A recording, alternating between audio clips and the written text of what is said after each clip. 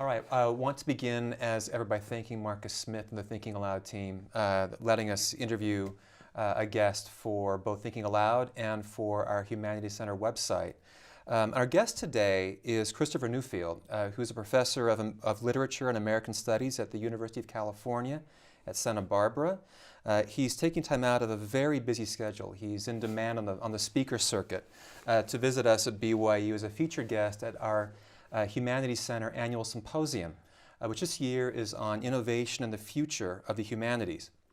This is a subject about which Professor Newfield is a real expert. And I guess I'd begin by asking you how you became an expert on the subject. I should specify for our audience, just because you work at a university does not mean you're an expert on the university, but you are. How'd that happen? Well, I was actually amazed by the budget cuts that we kept getting when I was an assistant professor. So that's what really got me into it. It was kind of an act of self-defense. Mm. So one thing led to another. I started to look at spreadsheets, trying to find out where the money went. And I'm not math phobic. You know, I was a science major as an undergrad. Okay. And I have I really like columns of numbers that, that tell stories. And so I ended up doing a lot of work in the 90s on kind of the management side of universities, what the management theory is or lack thereof. Right. And then in the 2000s, I became active in the academic senate, ended up getting mentored into the mysterious budget arts of my campus, and then ended up chairing the planning and budget committee at my campus and system-wide, which gave me access to a lot of data I wouldn't have had otherwise. So it was just kind of an incremental practical activity as well as an intellectual one. Okay, right. That's interesting. The intellectual activity has been very obvious. You've written multiple books on the subject of the university. I want to begin by asking you about one of them. 2003, we published a book called Ivy and Industry, which tells, I think, a very nuanced story about the relationship between universities and corporations or business communities from around 1880 to around 1980. And the nuance, I think, is interesting in that book. What was the kind of story you were hoping to tell about that relationship? Well, that basically universities and business have grown up together. I mean, there's a church history with colleges, but the research university has never been other to the American business system. Right. So I partly wanted to defuse a kind of just a binary opposition understanding of that and get people to think more interactively about the transactions that happen every day. And there's a subset of that too, which is for people in the humanities. We don't really understand the extent to which the STEM field, science, technology, engineering, and mathematics, are involved in business transactions with businesses large and small on a more or less daily basis around contracted research, on intellectual property transfer, that kind of thing. So I wanted to bring my own colleagues more into the larger university world of finance, really, is what it is. Yeah, good. And so that was part of it. But the other thing that I wanted to emphasize, which is sort of more interesting to me, was the need for separation and equality. In other words, for the university to be intellectually autonomous, to pursue its own goals, to work out its own craft methods and its own relationships with its primary constituency, which is students, independently of the forces that are always pushing, American capitalism in one direction or another. I don't think we can really do our intellectual jobs or our teaching jobs or our research jobs if we're too tied to market requirements. And so I wanted to make us understand the substructure so that we could have more independence and sort of in the superstructure of the university itself. And then I also wanted to create a way of thinking about this historically so that everybody in the university could see where we'd been and use the lessons of the past to understand how we might collaboratively redesign universities that would work better in the future. Okay, yeah. And it's an interesting history. And you talk about the independence, the desired independence between, these different spheres, the university sphere and the business sphere, and of course there are intersections. There are some strange parallelisms in a way between these two. I'm thinking here about a point in the book where you describe what you call corporate humanism. Mm-hmm. And if I could just quote a bit from that book, you mentioned that idea was built around three claims. First, that people naturally prefer to do good work rather than sloppy or minimal work. Second, that managers should seek positive work experience as much as they seek production efficiency. And third, that positive work experience and production efficiency are increased by significant self-management by employees. Now, these claims concerning the pride in hard work and emphasis on positive experience and the privilege accorded to personal agency sound like the kinds of ideals that humanities disciplines want to inculcate. What are some of the important differences, or are there any at that level? Well, the big difference is the bottom line requirement in business, so that you can't do human development, empowerment, and craft articulation or craft perfectionism in a business sense in the same way that you can do it in a university. You can't be as experimental.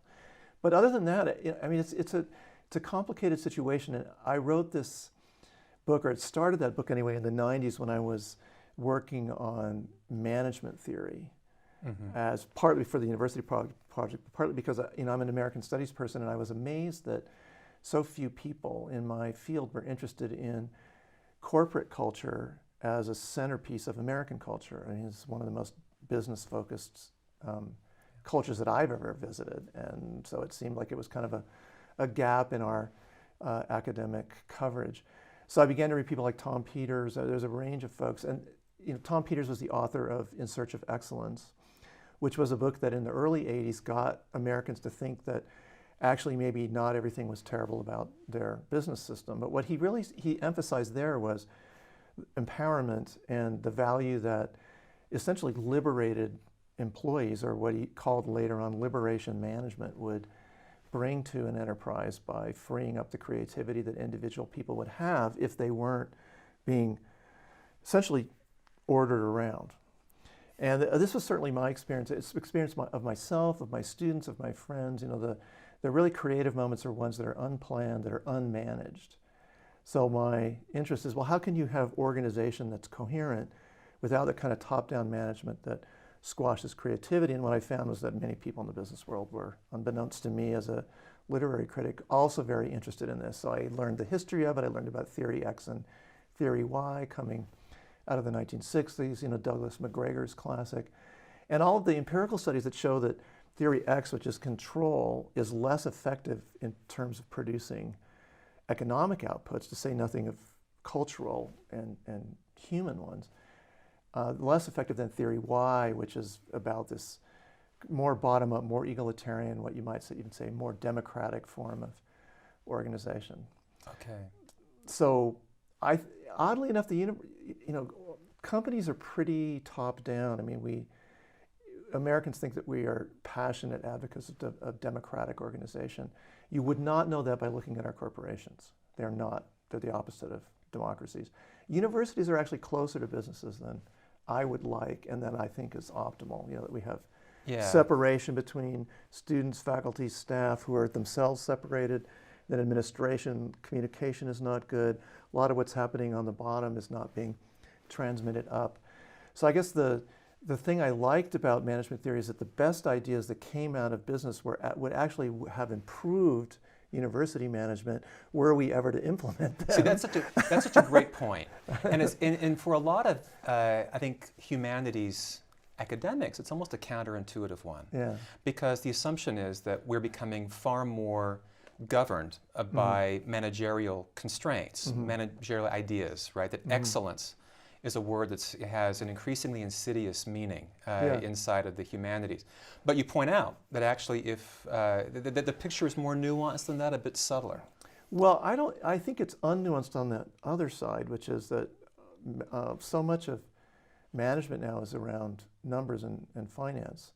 So much of what I did in the Senate was to try to get my colleagues to have confidence in the idea that we could have academic programs driving the budget rather than the other way around. First, let's figure out what we're trying to do, then let's figure out how to pay for it. And don't assume from the beginning that we can't really pay for it. You and I were talking about Jerry Brown at lunch. State government is now completely about, here's the deficit, this is a given, this is really like the 10 Commandments. It's that unchangeable. Yeah. And so we just have to cut and trim and downsize and squash everything, including our own imaginations, in order to fit into that. And my fear is that many university administrators are either intimidated by or impressed by, or both, the financial management side that was recessive or was on the defensive in the 90s, but which in the aughts, or whatever we're calling that decade, it became much more dominant.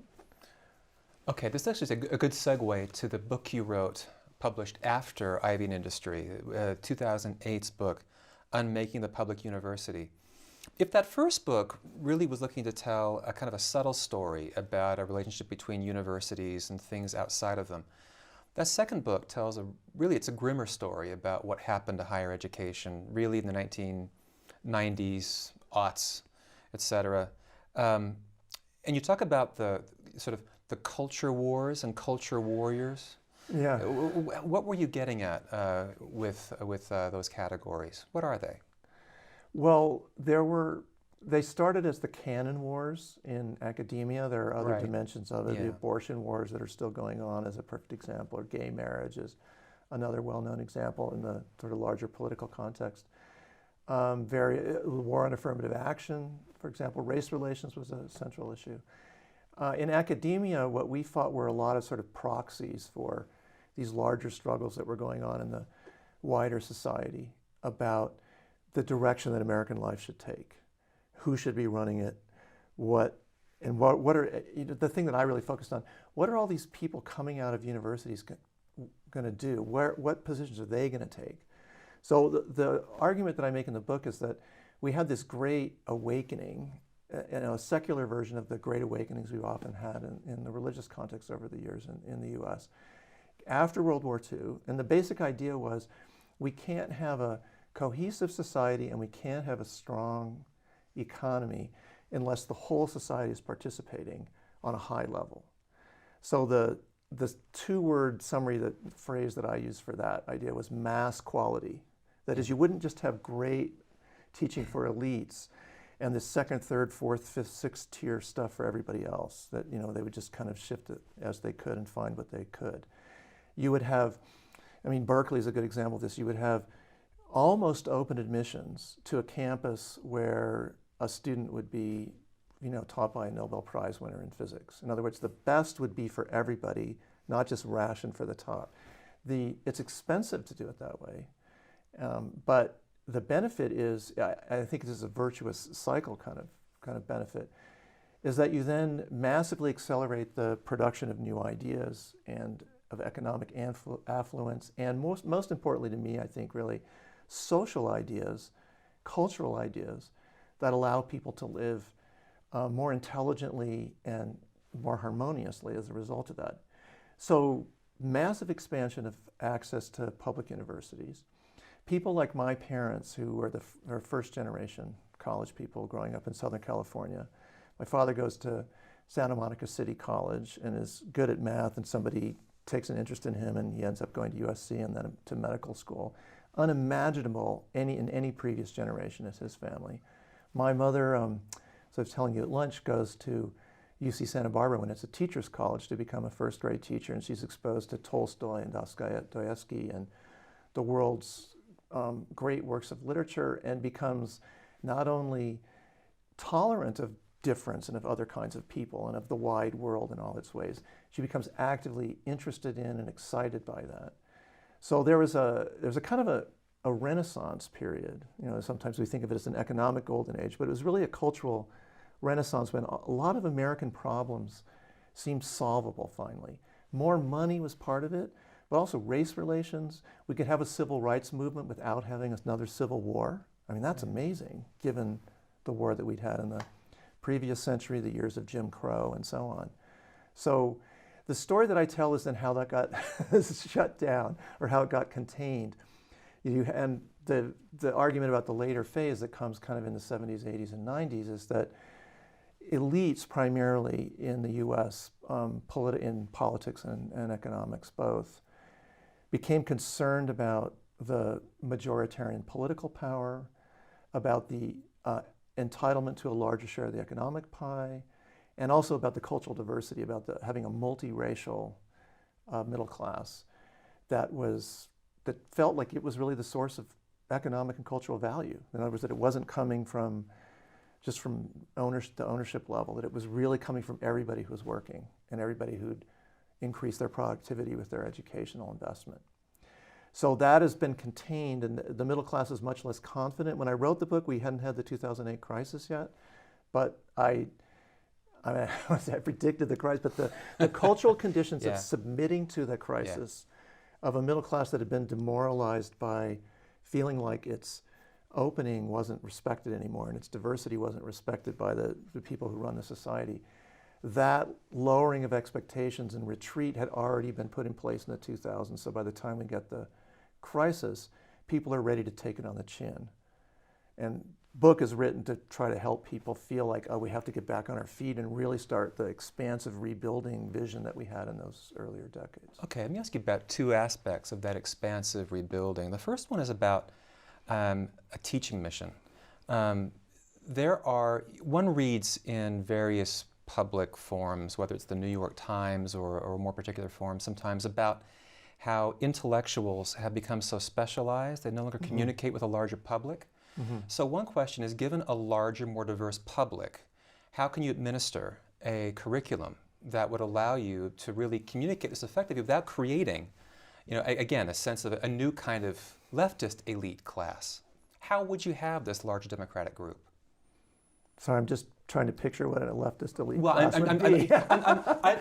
I'm not a believer in the left. Well, okay, I shouldn't say that. Let's just say that when you read the kinds of arguments, right, about a kind of the well-educated, jargon speaking, talking about Shakespeare in ways that no one recognized Shakespeare, talking about sort of Toni Morrison instead of Shakespeare. That's been the real, I think, source of debate for some.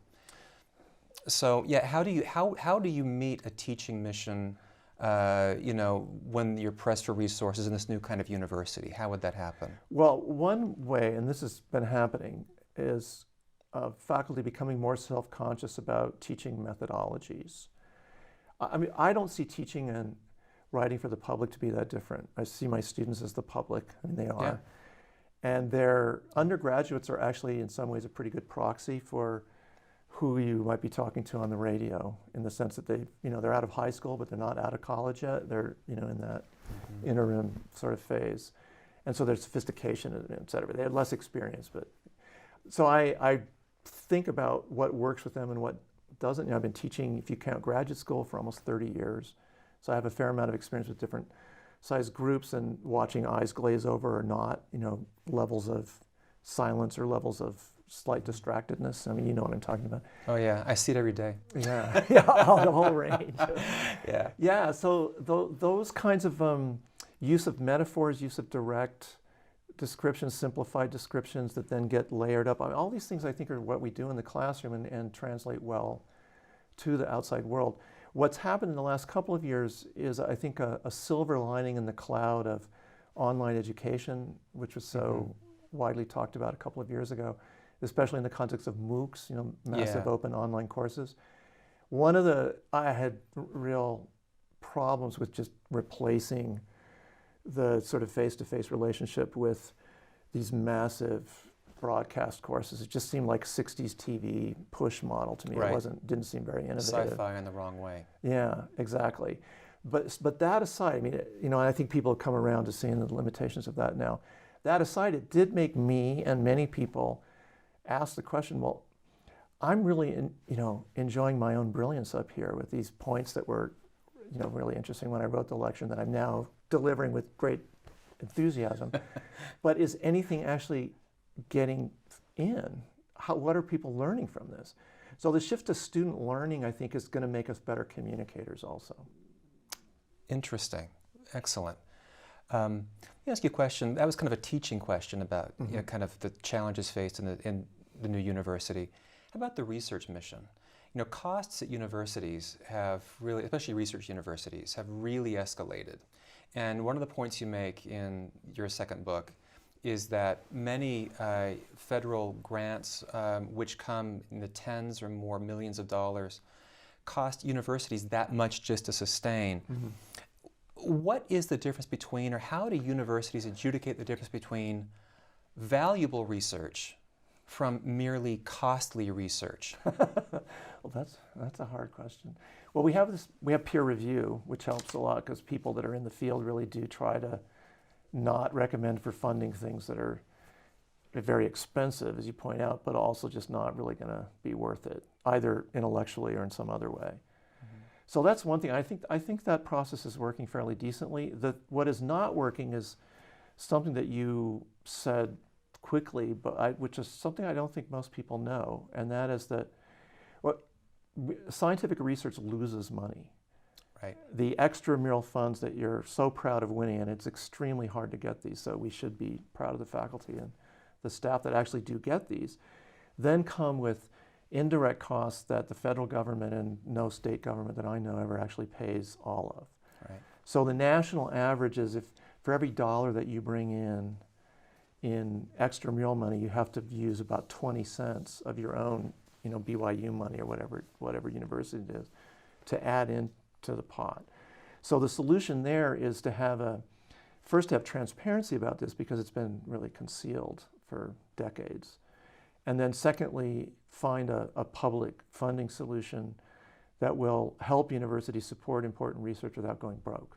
Yes, right. That's a very good suggestion. In this book, Unmaking the Public University, is kind of met to kind of a counterpart in a blog that you're curating with Michael Moran's called Remaking the University. Okay, so we're kind of unmaking to remaking, Yeah. right? And you write blog posts here yourself. You also curate a large amount of material. You find that a lot of academics writing about a lot of subjects. What are some of the key trends or themes that you notice really taking root? I mean, where is this conversation going? Well, I think the cuts in public funding are now seen as a problem, whereas before they weren't. It just seemed, well, universities are kind of inefficient, so you can take some cuts like the rest of us. And I think folks are now realizing, even my own governor, Jerry Brown, that this has gone too deep and they have to be kind of rolled back. A second major issue is the one we already talked about, is student learning. How are universities not only doing a good job of teaching, but actually supporting the whole learning process, which means something that we talk a lot about in the humanities, and that is bringing the person, the subjectivity and the individuality and the identity of the person together with the studying process and the teaching process. So that's huge, and that connects to the third issue, which is on everyone's minds, and that is student debt and student cost. I mean, the debt situation is completely unsustainable. The passing on of this debt from an older, wealthier generation to a poorer, younger one, I think, is immoral. And I think more and more people are beginning to realize that we just kind of backed into this system of grants and loans and constant tuition increases to cover shortfalls in research as well as student amenities and other things, and that we're going to have to do some redesign. So the blog it's actually it's about remaking in the sense that we try to do kind of researched pieces, 10 to 1,200 words, a little bit longer than a lot of normal posts, that are pretty honest about what's wrong, and that are pretty honest in particular about administrative errors. Because I find that it's very difficult for faculty to talk about this openly. Michael and I are almost the only people that actually sign our name to our posts. We get a lot of really interesting posts from people, tenured faculty at other campuses, who seem to be afraid of shunning, if not actual outright retaliation, for criticizing their executive vice chancellor and so on. So we try to make it a site where you can speak openly about sort of difficult issues. And I don't mean necessarily just political controversies, that's not really our main focus. It's more issues that are difficult because our conventional wisdom is so entrenched in ancient practices. We have ancient ways in the universities that we've been doing things, incremental budgeting or budgetary secrecy or various kinds of stratified information that doesn't circulate to all of this, what we call stakeholders now, and so on. And so we're trying to change really the dynamic, the conversational dynamic, by speaking openly about really the not the underpinnings more than the underbelly Okay. of how the system works structurally, and then using it as a place for offering new ideas as well. Okay. It's a very good source of information, and so I'd recommend it to our listeners. It's really interesting on what's happening in universities. One last question, about 2 minutes left maybe. The point about human development is a point you make in both books, really, and it's seen as a complicated issue. There's the political question, in terms of what kind of citizens are you trying to create. Then there are academic historical issues, right? Accounting for diversity, the idea that the human being is itself a historical construct. Identities are historical. Mm-hmm. They change. They're different from place to place from the globe. How can a university, you think, briefly, best account for this kind of ideal in a way that is attentive both to diversity, but also really gives some voice to a strong enough vision of what the human is, that it can really achieve this with some kind of force? How can one fashion an idea about development that it can account for diversity also, I guess is my question. Well, I think we do it now with multiple pathways. Sometimes we call them majors. They're different disciplines, right. So completely different ways of thinking are actually at home in the university. The number of really bright literature and culture majors who are completely math phobic is shocking. But it's true. But it does signal a preference and a way of imagination that we tolerate over here and we encourage over here, and then we encourage another kind of thinking in engineering or somewhere else over there, and we're basically doing both at the same time. In terms of ethnic and racial diversity, we're still working on that. There's still a long way to go, I think, certainly on my campus and in California, with making students feel kind of equally welcome, with negotiating cultures where you come to a school, as you're Filipino American, you come to school like Santa Barbara, which is 60% white, which is lower than a lot of people think, but it's still majority white. And you look around and you think, all these people have something that I don't have, and I don't know what it is, but I just feel like an outsider here. The feeling like an outsider, feeling unappreciated, feeling, just feeling like you're not central to what is going on impairs performance enormously and prevents society, just from the society's selfish point of view, from optimizing all of the amazing talent that we have. So I think student services are actually a big part of that. More and more sort of awareness on the part of the student majority about how their completely unconscious and non-malicious behavior, because it's very rarely actually just racist, affects folks that don't come from what they perceive to be from the inside of the dominant culture. And I guess the last thing I would say is that, if I have a universalist element in my thinking, because I'm not really so much that, it's my belief in human development is something that not only all societies want, but that is passionately desired by every individual. And I just have never seen exceptions to this. If you can find the thing that allows somebody to be imaginative, be productive, be creative,